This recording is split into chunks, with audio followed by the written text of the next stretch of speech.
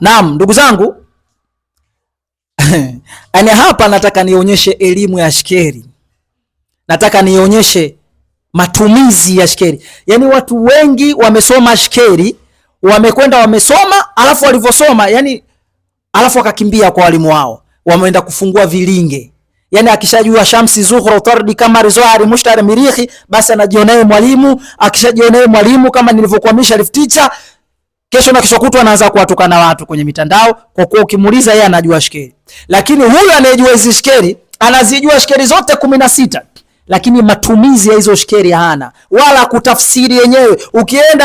Ukienda nyumbani kwake ukimuuliza bana unaumwa nini, kwa kuwa anajua sasa hivi kipindi hiki watu wanasumbuliwa na riziki, atakwambia riziki zako zimebana sana. Maisha hayo sisi tushapitia sana.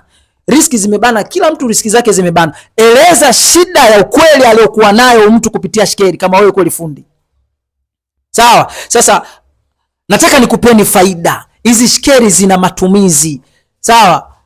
Kuna watu leo wanafanya tiba kwa kutumia shekeri, lakini majibu hawapati. Lete mbuzi, lete kuku, lete kondoo, lakini majibu yenyewe nifanyie nilichoke jibu kutumia hizo shekeri hana. Kuna watu wanaandika bwana, ukitaka kubeti siyo kufanyaje, lakini hata hiyo swala la kubeti lenyewe mwambie beti wewe basi tuweze kushinda, hajui. Sikufichi, lakini shekeri ina mambo mengi sana.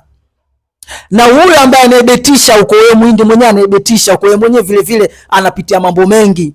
Yaani sio kama unapiga shekeri zako kwenye mji wa 16, kwenye mji wa 10, kwenye utashinda.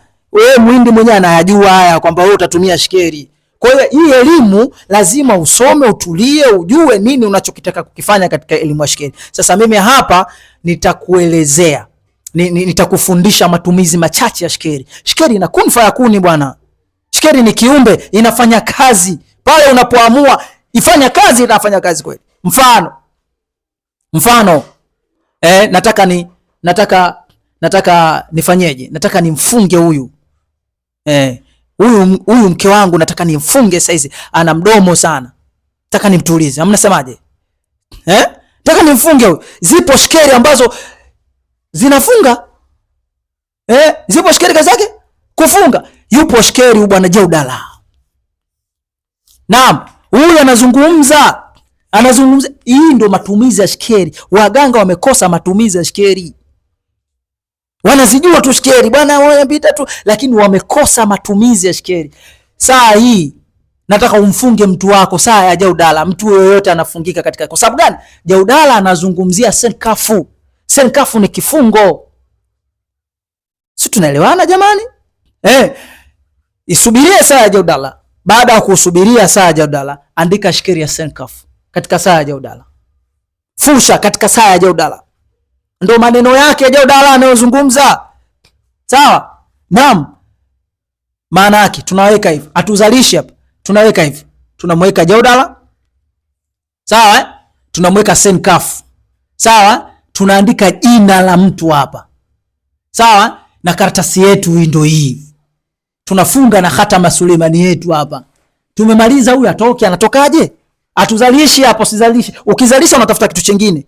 Mfumo wa shekeri ndio jinsi ulivyo. Ukizalisha tu umetafuta kitu kingine, umeama.